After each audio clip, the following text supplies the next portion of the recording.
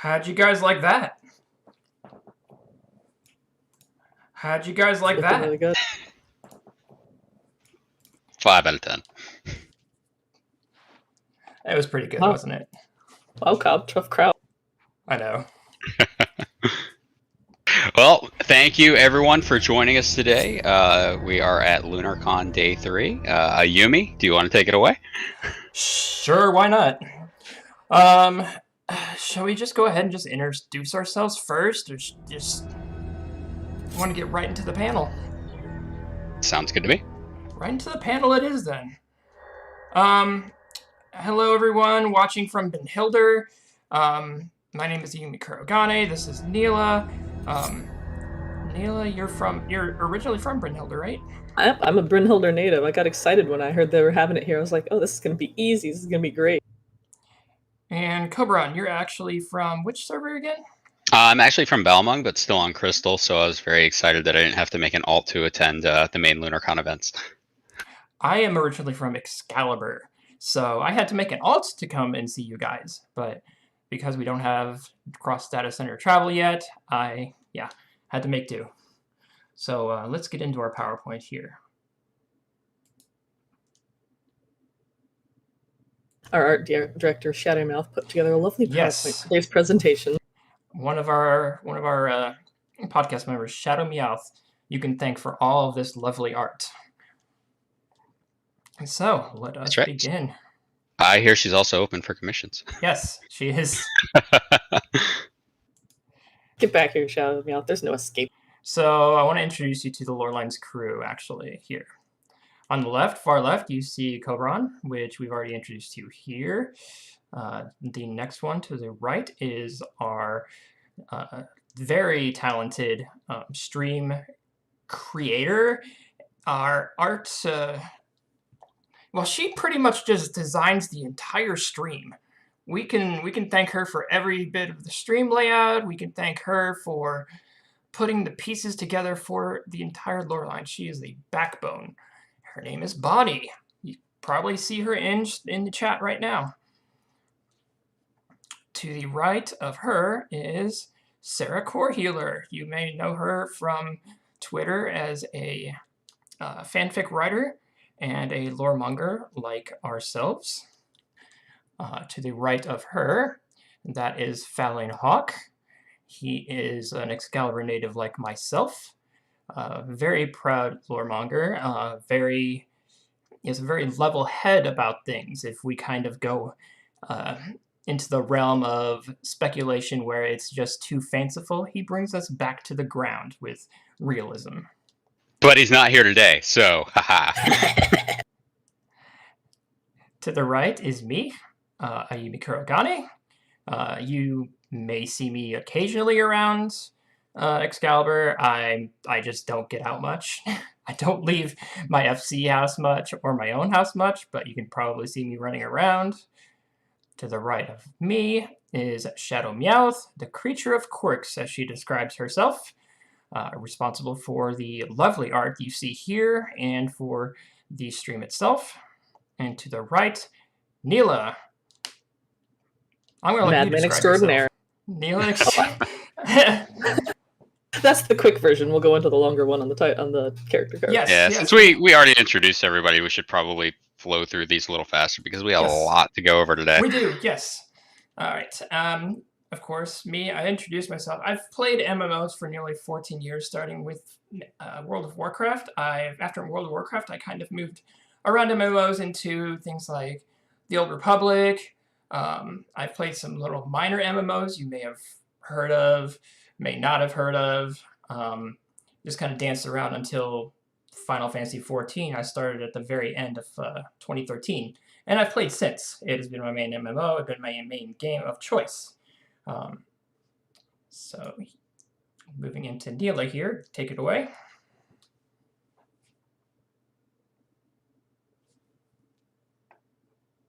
Go ahead, Neila. I'll let you go ahead and describe yourself. Not too much to say for me other than what's on the card. I like a lot of theorizing. You gotta have good lore to theorize, so that's an important foundation, of course. We'll go into that more later. I've played video games since I was a kid, but I was initially very skeptical of MMOs. I tried a few. I tried Terra, I tried Rift, the Star Wars one. I'm old Star Wars fan, so it's not really that surprising. Yes. But I've always been a Final Fantasy game fan. I really like the story games. So of MMOs, this is the first one that's really sucked me in and gotten its hooks in me. But I'm happy to be here. We're happy to have you. Cobran, your turn. All right. So I've got a lot. I'm a cosplayer, husband, photographer, video editor, and general maker of things. I've been playing 14 since 2.0. I do a lot of 14 cosplays, including Estinian and La Habrea number 9 from the most recent FanFest stream.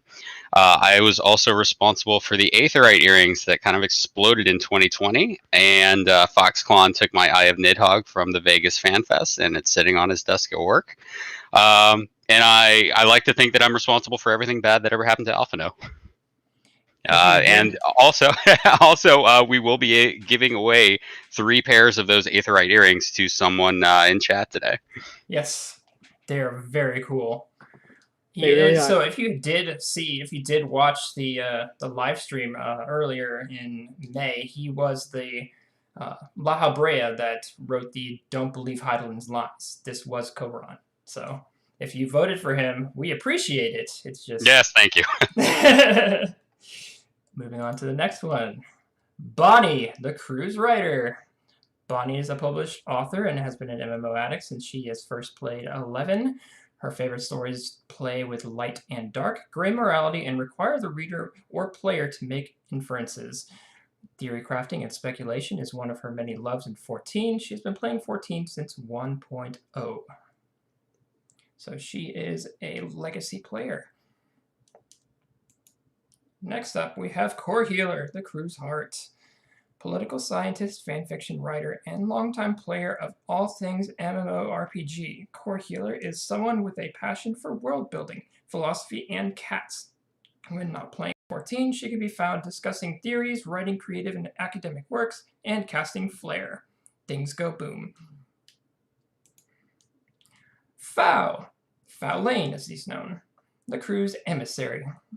Faolain has always had a deep interest in mythology, the ancients, and the untold story of mankind, and likes to pursue lore analysis while keeping in mind the stories of Eld. He has a history and anthropology background, and is also a father of 2. He enjoys a good OST, might be addicted to coffee, and believes in the power of friendship. You really wrote that last line?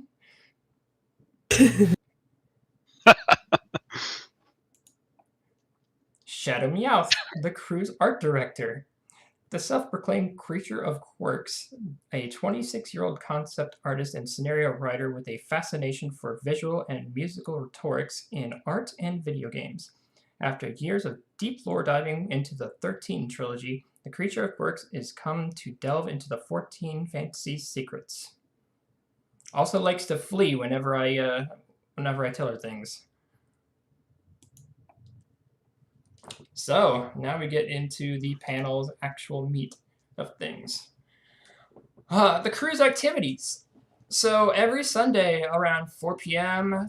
Eastern Time, 3 p.m. CST, which I want to add real quick, we are having a second stream after this at our normal time. So 4 p.m. Eastern Time, 3 p.m. CST, 1 p.m. PST, and Greenland Metric Time, 9 p.m. on Twitch and YouTube. We restream to both platforms. We will be having a second stream then as well, with a Q&A for the rest of the crew. You will be meeting the rest of everyone, at least those that can make it anyways. And beyond that, we also have what's called Between the Lines lore episodes. We lay out lore foundations and theory crafting, things that you would not normally see on our normal broadcasts or normal 2-hour broadcasts. We go over things like individual videos like covering individual calamities or color inversion theory, things like that. That video is coming out Thursday. I'm really excited for that. Yes.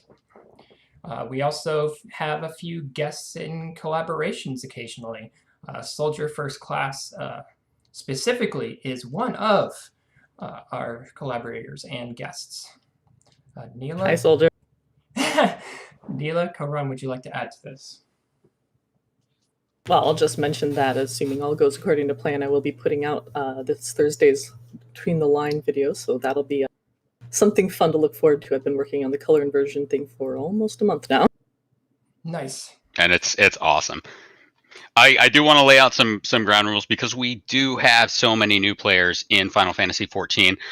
We're going to be doing a very high level view of the lore itself, not so much diving into specifics like things in Shadowbringers and Stormblood and possible Endwalker theorization. But we will be talking about how the lore is structured as a whole. Indeed. We love talking about lore. We love talking about Final Fantasy XIV. And we love meeting new people, too. I mean, this podcast started, what, how long ago? Was it about... I think we're at 22, 23 weeks. It was a while ago. It was. Yeah, February. It's fairly new. But we We're kind of working on exploded. getting them. Yeah, So this- go ahead. I was going to say this one, we're going to try really hard to mind spoilers and keep it on the general level, but if you check out the videos or the mainstream, be forewarned that we do tend to dive into spoilers quite a bit there. Yes. Spoiler warning right here, right now, for future content. Going on to the next slide here. Let's dive in. To the 14's lore. Kobran, go for it. All right, so we're going to talk about first the relevance of lore and story-driven games. Before we go on to the next points, let's kind of dive into that a little bit and see, why is lore so important in story-driven games? Why can't you just tell a story without any background?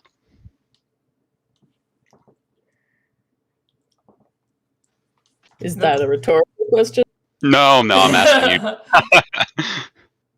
Well, have you ever been lost in a cornfield in the dark? Have you ever been in the field of the corn when it's over your head? You have no idea which way is which. You gotta have some direction to start with. That's a rhetorical question. Right. So how big is the cornfield? What's the weather like?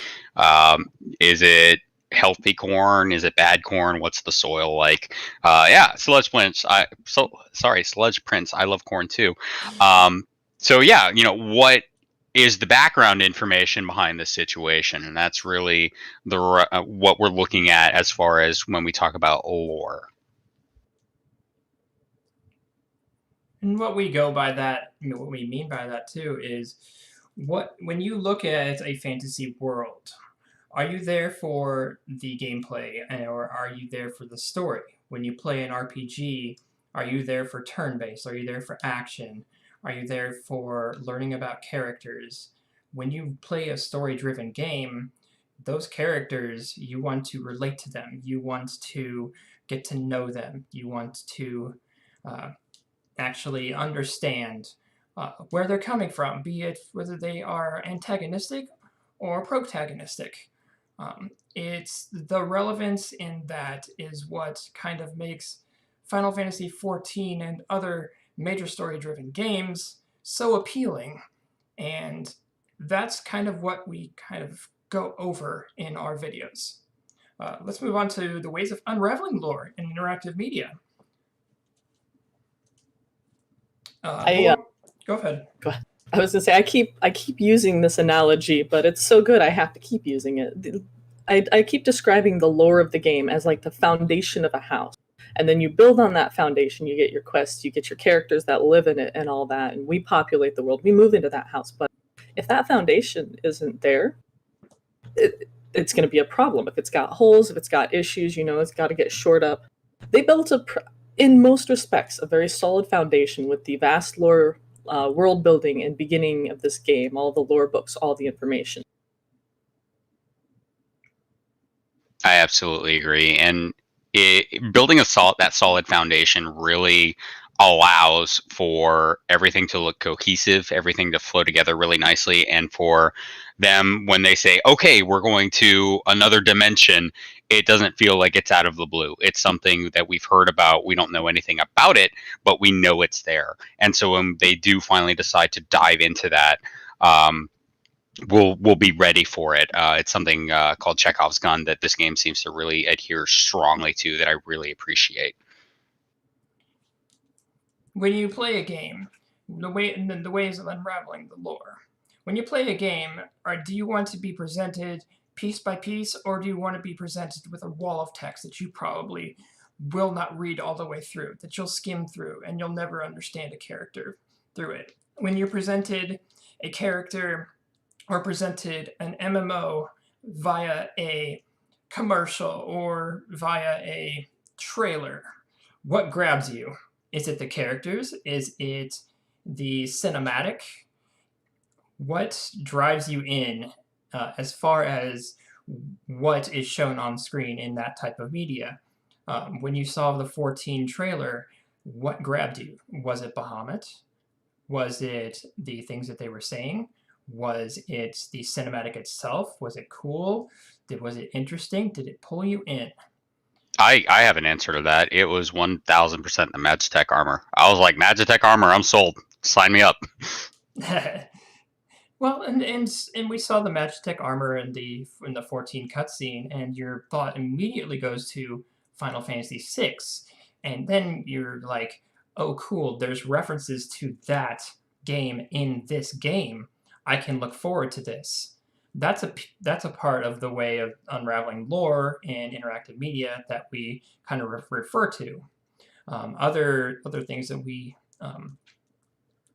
strive to connect to are the Neila raids and the Evolution raids as well.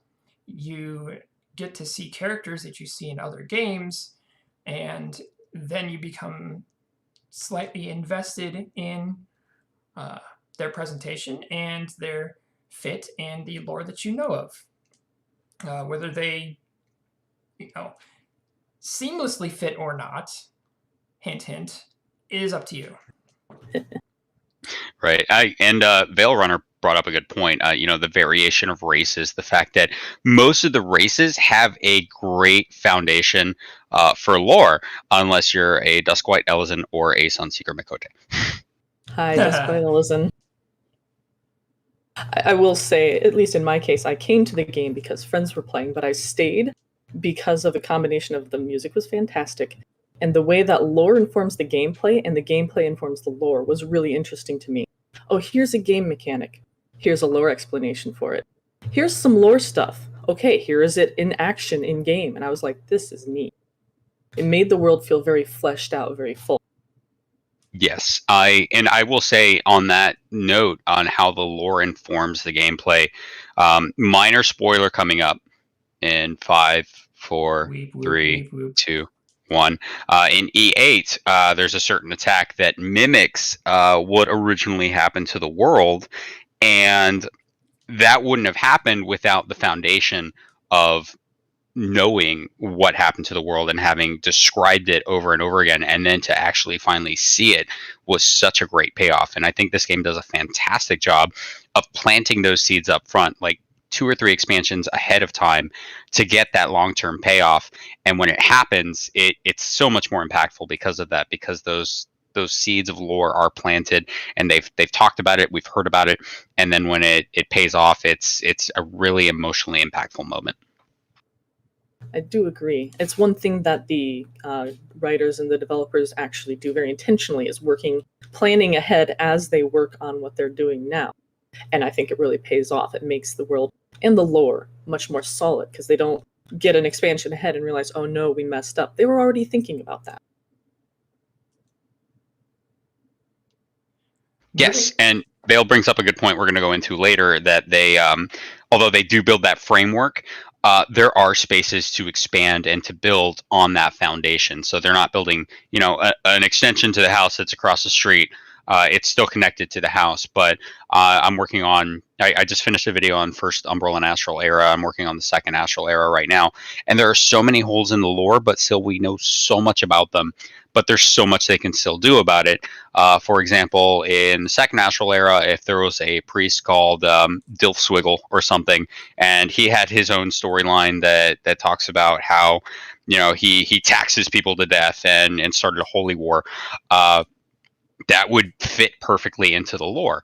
But it's very flexible like that, and we'll talk a little bit more about that later. It was primarily designed like that. And that actually brings us into our next segment here, the weight of Final Fantasy XIV's lore, into the depths reaching onwards and upwards. So looking back, we all know that we started with a Realm Reborn. Whether or not you thought that was a great start or not, the lore base there was a foundation for what was to come. Reaching into Heaven's Ward, we went into Ishgard. We found out about the Dragonsong War, about Nidhogg, about Thornton, about many other things that would be referenced later in Stormblood and in Shadowbringers. In Stormblood, we met the Alamegan Resistance. We went to Doma. In Shadowbringers, we learned about the First and the other shards, and more about the Essenes.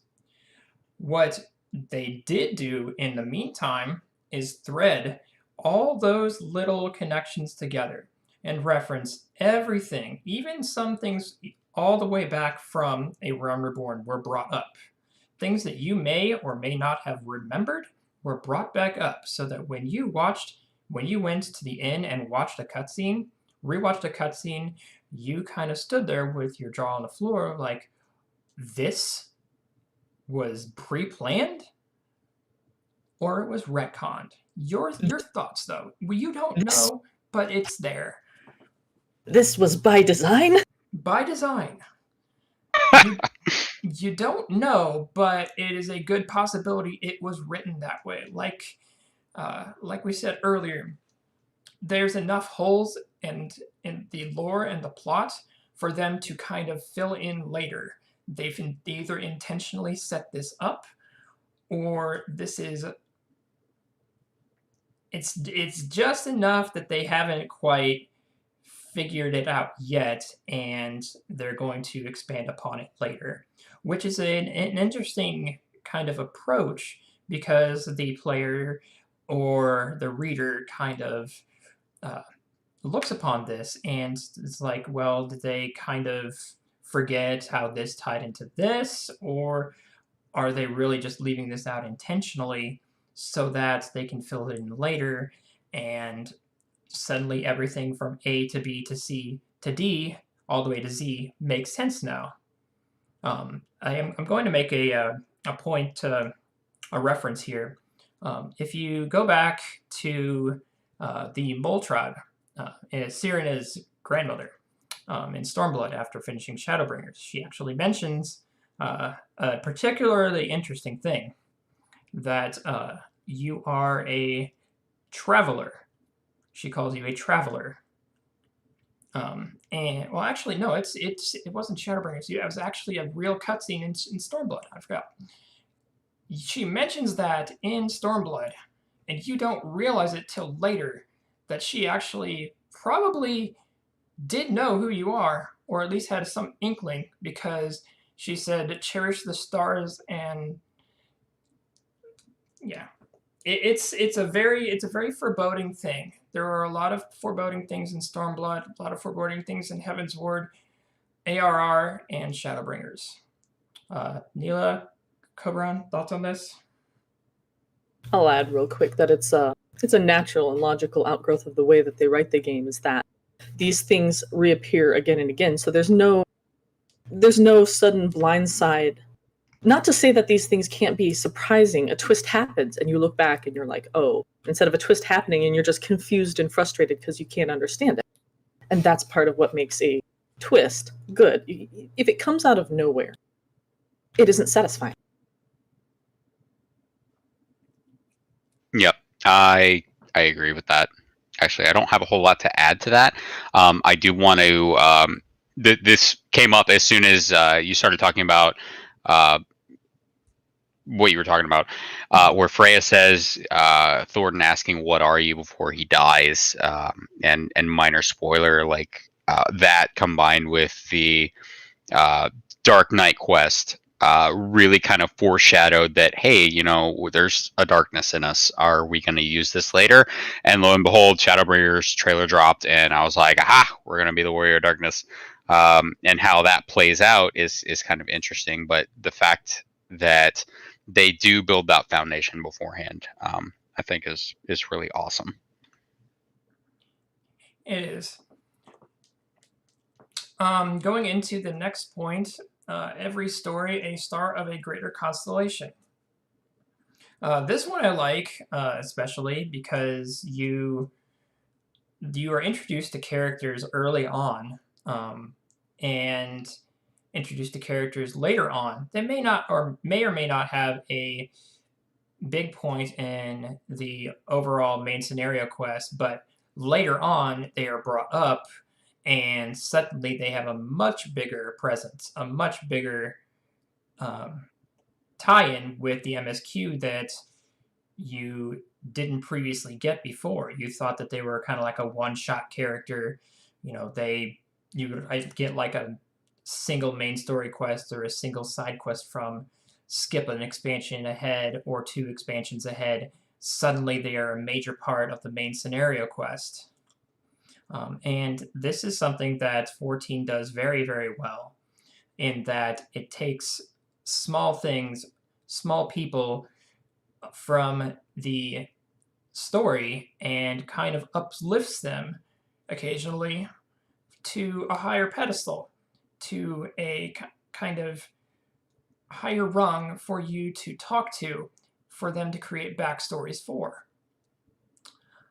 Absolutely. R involved immediately pops into mind. Like from the time you join the Scions in ARR, he's there in the background. He doesn't do a whole lot, but come Stormblood, he is front and center, and goes from I would even argue he's a C-list character, maybe a D-list character in ARR, to now he is a high B-list character in Shadowbringers and in Stormblood.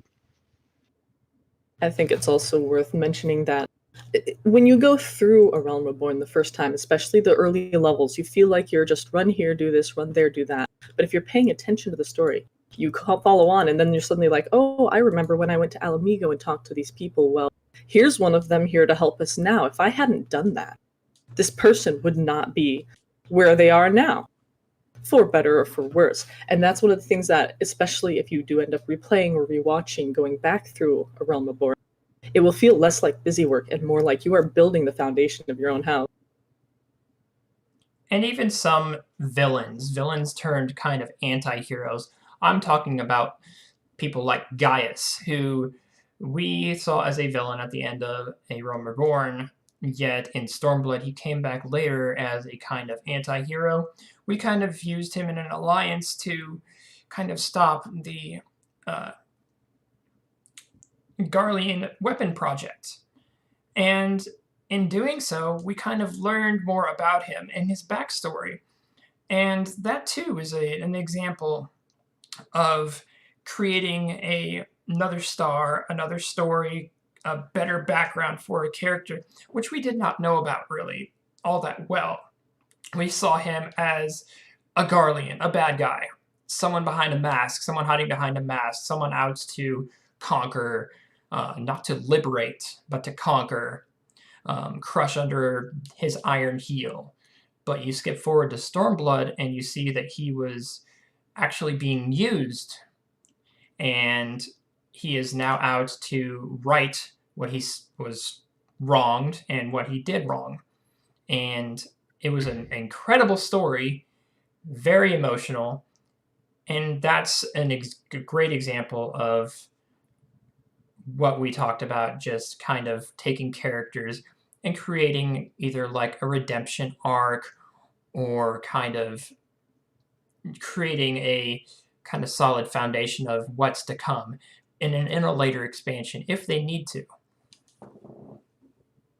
On the topic of Gaius, and I just kind of want to segue a little bit here, while Warlit probably had the worst villain this game has ever put in, I like that Gaius, for the most part, has stayed true to his ideals. Like, he hasn't changed his views of the Empire as a whole. He still firmly believes in the Empire, but he recognizes that there's something wrong and it needs to be fixed. And I really appreciated that about him. And by the way, spoiler warning, Gaius is alive. I would even argue that he went from a nationalist, my country's awesome, to a patriot who loves his country and wants to see it get better. Yes, absolutely. That is a great way to describe it. So let's move on to the secrets of storytelling in 14. I think we pretty much covered this in a previous bullet. We just kind of meshed them together. But tales told before returning to the stage.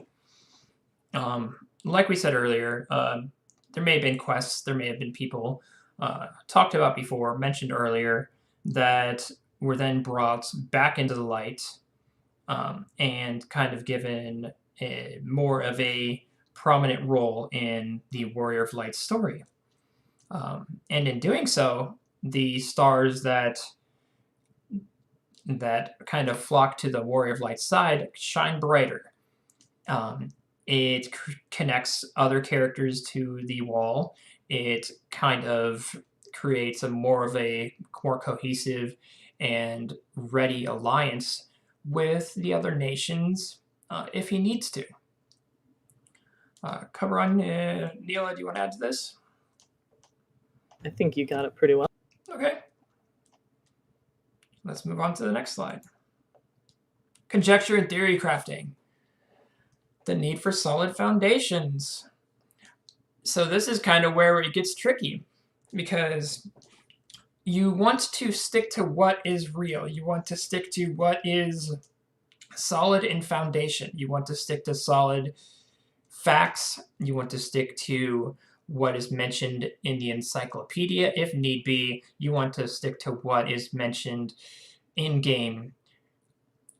But at the same time, you always want to look at what is to come, what may be to come. If someone says something here, does that necessarily mean that that will be a different outcome for what is to come in the next expansion or the next patch or a few quests down the line? Maybe, but you don't know that yet. You haven't written that. You're not the story writer.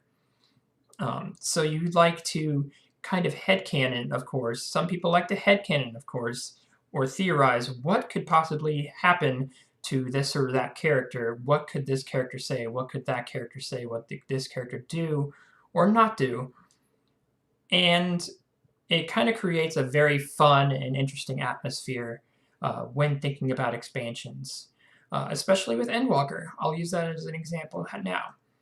What do you think will happen? Is the world going to be on fire? Are we going to win or lose? Are characters going to die? We don't know just yet because we haven't written the story. That is what's fun about it. Conjecture, thinking about it, theory crafting. But in doing so, you also have to stick to what is canon, what we already know. What are the facts? Are characters still alive right now? Yes. Are they going to die in the future? Maybe. We don't know. You still have to stick to what is written, what was shown in the past, and could be happening in the future.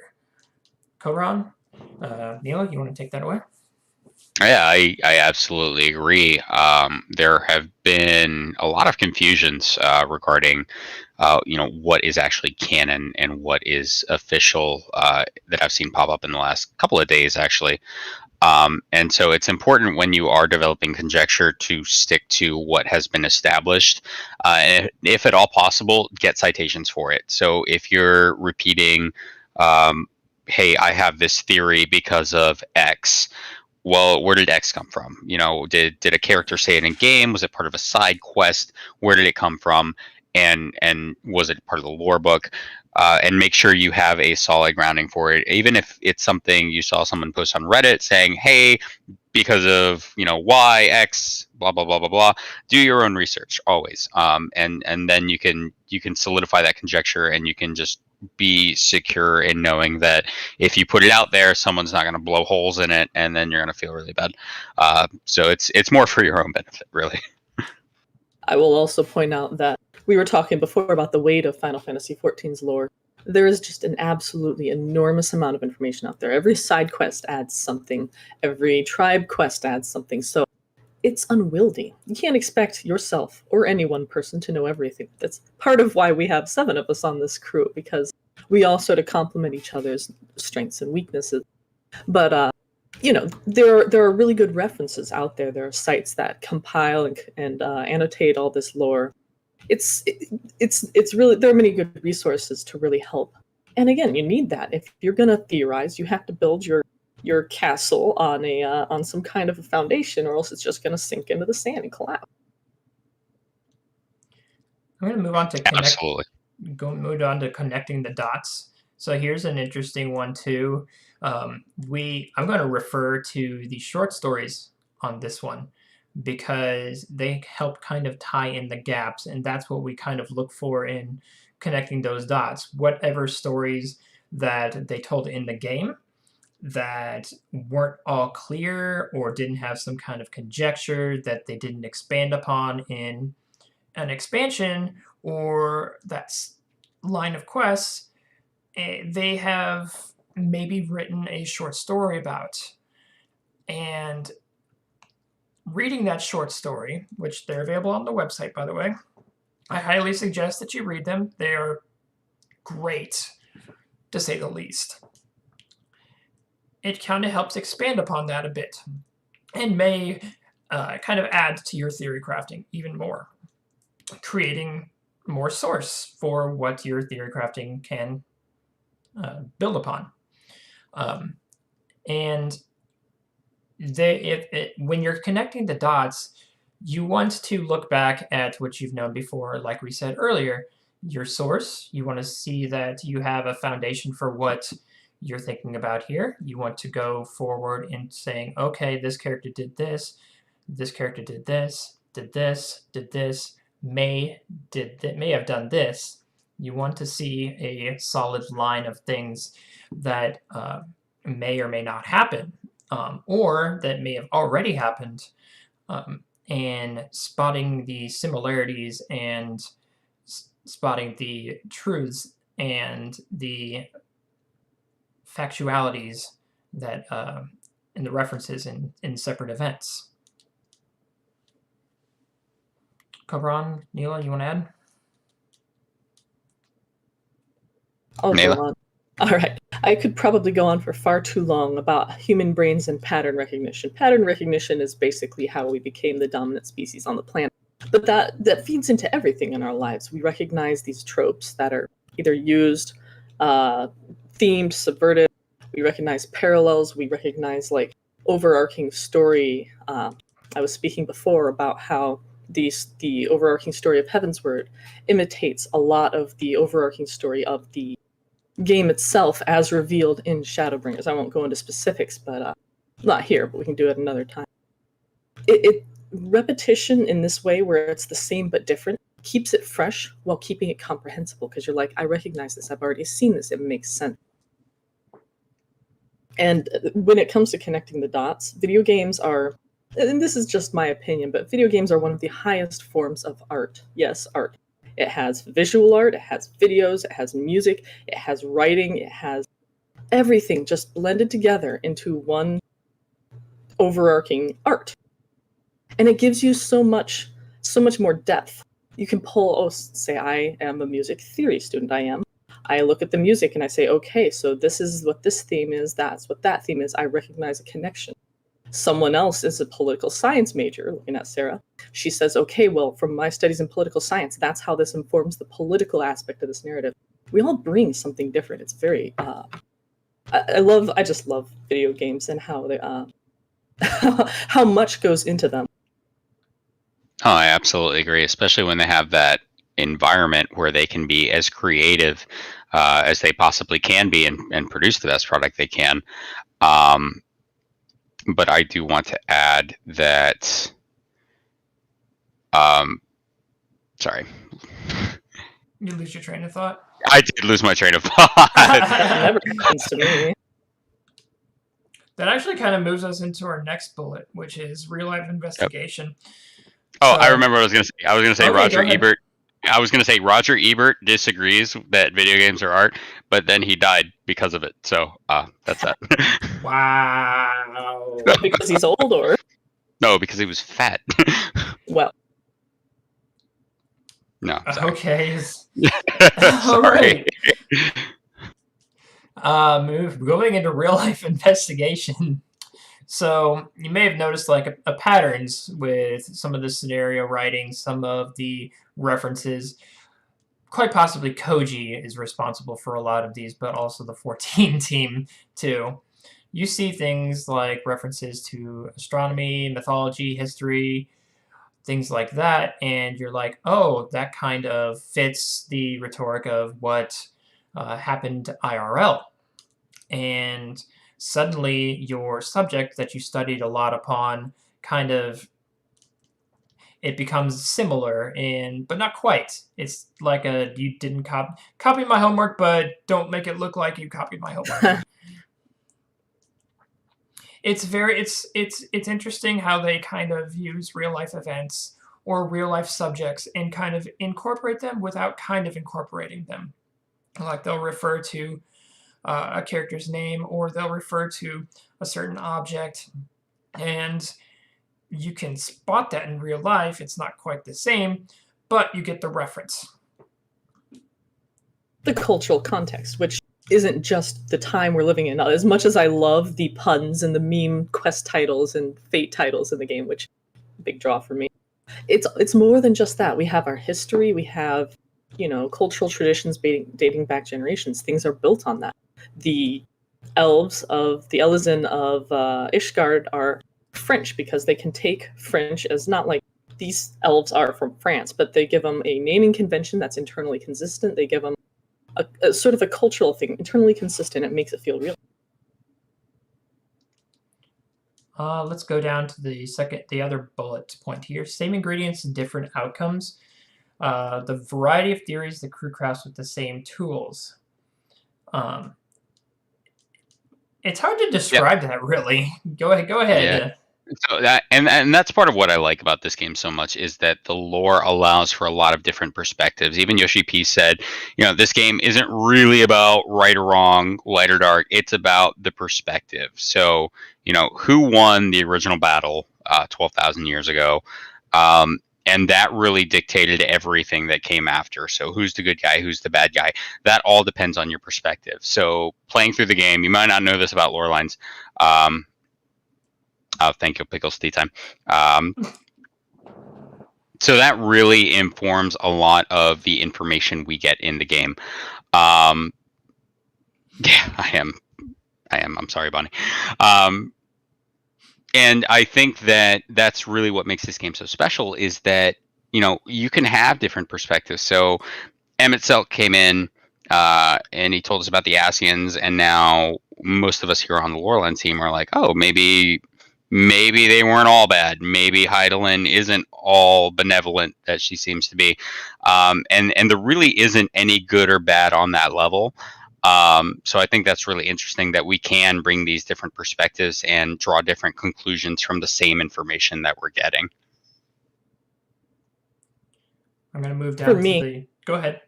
Just real quick, I'll say that every human being has a different life story, different experiences, and our experiences color the way that we experience, interpret, and enjoy media. That's why some people like games that are like this, and some people like games that are like that. It's not wrong. It's not bad. It's just different. And that same differing lenses allows people to get different things out of the narrative and come up with wildly different dishes from the same ingredients. And I think that's part of the beauty of it. And that moves down to the last one, too. Everyone's voice is to be heard, for none of us hold the truth of the tale. And that's what makes theorycrafting and lore diving so fun. Some of us may hold more knowledge about one subject more than the other. Some of us may resonate more with a story than another, and can tell the person who kind of either skimmed over it or read it at face value, kind of gives them a little bit more backstory to what just happened. And even though we may not know the entire truth of what's behind the MSQ, we can still give our understanding of it based on what we know already. And everyone needs to be heard. Everyone needs to, everyone who wants to talk about the lore, everyone who's talking about the lore, everyone's voice matters, because not everyone is right, not everyone is wrong. You can have a theory where it can be so out there and crazy, yet you have 1,000 other people that disagree with you. And in a couple of months, you find out that one person who had that crazy theory was completely right. And it's just mind-blowing how they kind of create this kind of theory crafting and conjecture. Go ahead, Neila, and cover on before I move on to the next slide. No, I completely agree. Neila. No, go ahead. Oh, well, I nailed it then. Okay, moving on. Then I will just add, then, I do think they leave a lot of things intentionally ambiguous. Partly, either they haven't decided it, they want to reveal it later, or they want it to feel real, which reality doesn't always have neat conclusions. No, it does not. Which is why we turn to fictional media, because we want that.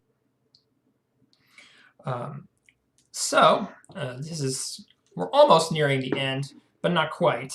Later today, we are going to be on our main stream, which is, here, really. So we'll be hosting our regular 2-hour stream starting at 3 p.m. Central Time, 4 p.m. Eastern Time, 1 p.m. Pacific Time, and 9 p.m. Greenwich Median Time. I don't know how to say it. It's European time thing. And you can meet more of the crew. You can ask more questions. You can ask our thoughts and theories on things. We want you guys to ask questions for us. We love to meet you guys. We love talking about lore. We love talking about 14. We started this project as a means of that. We want to hear you guys' voices and our voices to be heard as a whole. Neila, cover on? Yeah, so we actually had a question for you in chat from Yamlicious. What is your least favorite mount and why is it Ixion? Because you send it to me and you chase me down all the time with it. This has been a recurring thing since Stormblood. Now I know. I must say, I'm shocked. No, I will not. We offer puns as well, no charge. And by we, I mean me. Yes. Yes, Ixion is very front heavy on the head. Ixion, I don't think, could have the neck musculature or support in order to support that giant, massive horn. Ixion makes me want to tear my non-existent hair out. Oh, look at that! Imaginary world. They went into Ifrit for the first time. It's about level 24, I believe. And they immediately thought, oh, I guess we're time to Heidelin then. Going on to asking about our work, our methods, work ethics, points of view, aims. Each of us brings something to the table here. Some of us have different backgrounds in different works, whether it's mythology, whether it's fan fiction, whether it's other type of subjects outside of the game even, or inside of the game. Other things that may contribute to the group as a whole. And that is what kind of makes this podcast so cohesive. We like to kind of mix and mingle our thoughts, our theories together, see what comes out.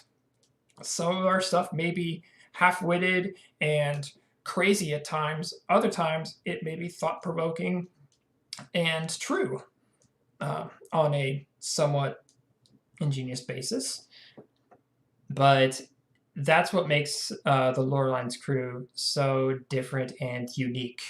We love to have just 7 people on Sundays just talk about lore, talk about theories, talk about things that you may have been theorizing yourself all week. So we love to have you guys stop in and chat with us and get our thoughts on the matter and get your thoughts on the matter. Absolutely. We also have a strong focus on the lore. With 7 of us, hopefully we can knock each other's egos down if they start to swell, you know. because this isn't about us. We all came together over a shared passion for the story and the lore of this game, and that's really what we want to put on the pedestal. Yeah, that's what we have Fal for. Absolutely. He's our Elidibus.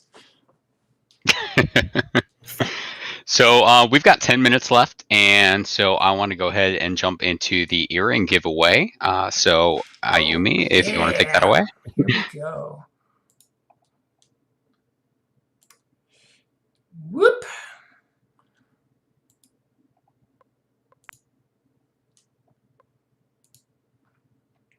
Isn't that screen so sweet? I love it. It's Looks super so nice. All right, let's see here.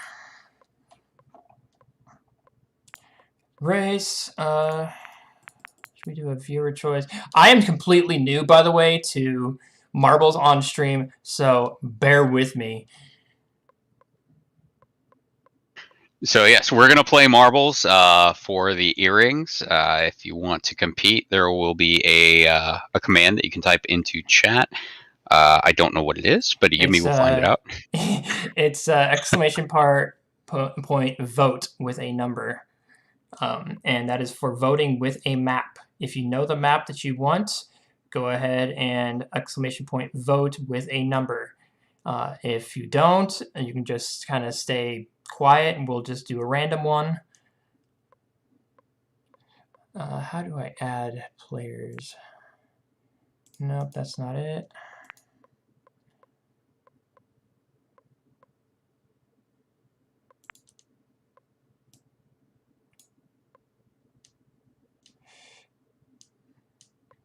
Just pick the map where we go to hell.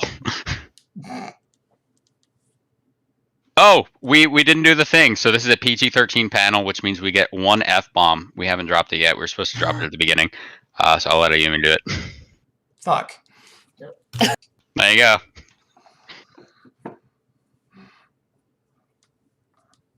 And it looks like 69 is winning the vote. So whatever map 69 is, it only goes up to 58. 58. Well, 58 then.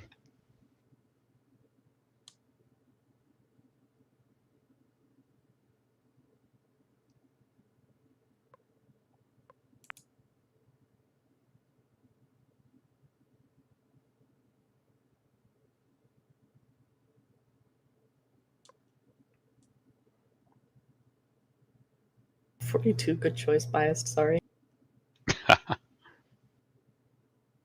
42. The answer to life, the universe, and everything.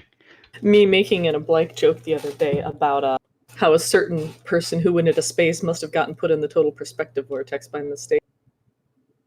The Temple of Steve, ironically, is what it's called. Yeah, 42 looks like it's winning. Nice. I'm having some deja vu here from FanFest.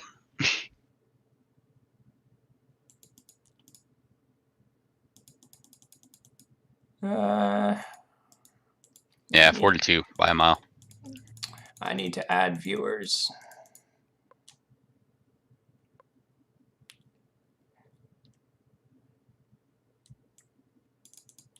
So right now it's on simulation. I'm not sure how to do this, guys. What bad? We're learning together. Right. If only Ayumi would look at Discord. Thanks. It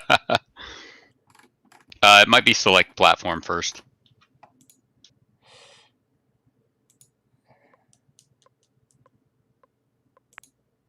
Twitch.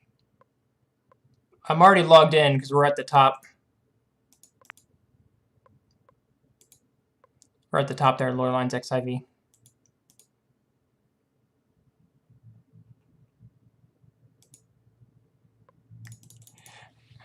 Now what? We probably should have set this up beforehand. It's a hard thing to test, unfortunately. It is. Because it won't let me add viewers. Is the max number of players part of the issue? I have no idea. Speculating. Max players. It's 6. I still need to log in again. Weird. I'm logged in. That's what it says. Do it again. I clicked it. And it still told me yes.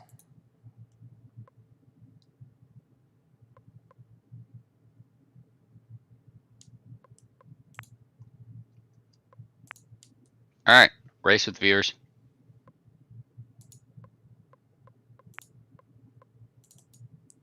Okay, viewer. There we go.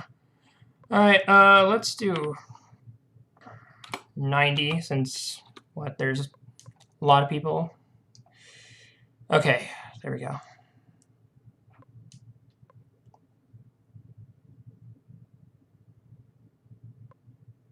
Viewer. All right. Number 42, right, was the one that we selected. Indeed it was. It's Temple of Steve, race. Good luck, everyone. Good luck, everyone.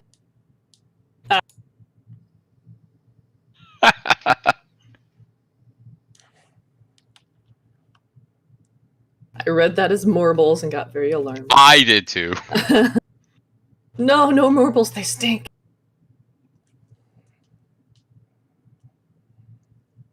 Type in exclamation point play if you'd like to enter. There they go. Excellent. Looks like it's coming together well.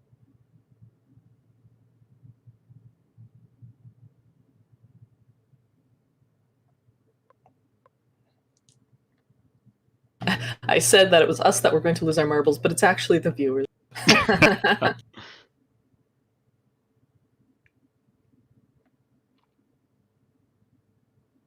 All right, and as we... I'll give it 1 more minute, and then we'll start. I just want to thank everybody for joining us here today. Thank you for the hosts of Lunarcon for having us, and thank you all for joining us. Hope everyone gets a chance to enjoy all the fun activities. Last day, have a good time. Yes. And again, we'll have our normal stream set up here in about 3 hours on the same channel. All right. I think so. Everyone. We'll be doing the one race. The people who place in the top 3 will be the winners. Yes. All right. Ready? 3, 2, 1. Oh, it even has a countdown. Even cool.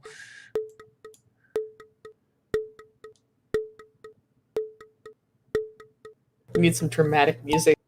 All right. The Chocobo race music. There they go. There they go.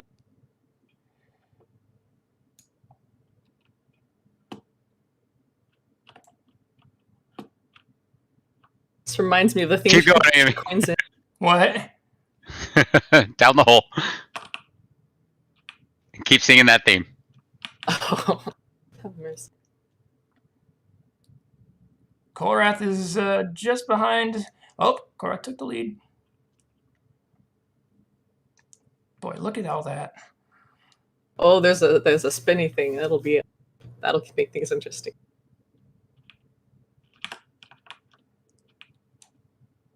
They're coming up on the first obstacle, folks. Oh, and the first few get through.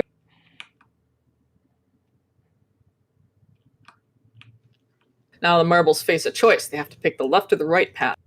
Looks like they're about the same, at least.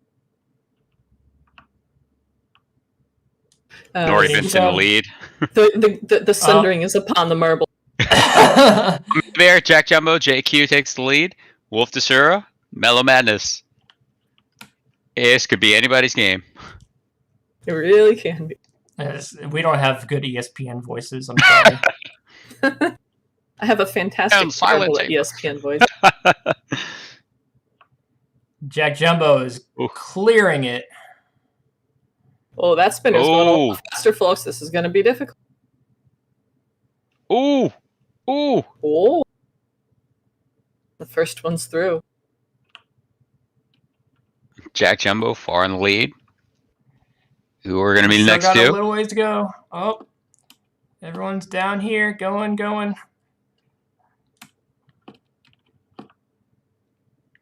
Sundered again.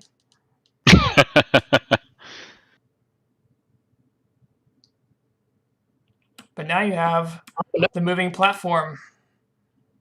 Oh! Maya Bear is the first. Oh, nice. Right, Maya Bear. And JQ.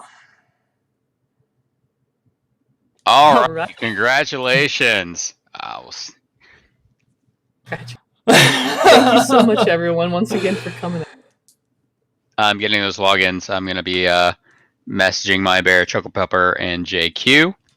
Getting their information. We'll get those earrings out this week. Thanks once more, Cobran, for offering this fantastic product. Absolutely. Congratulations. Made the top 10. I'm good. All right. Well, everybody have a great Lunarcon. Thank you for joining us. Yes, thank you. And we got one more thing to show you guys. Our awesome outro and end screens. So enjoy.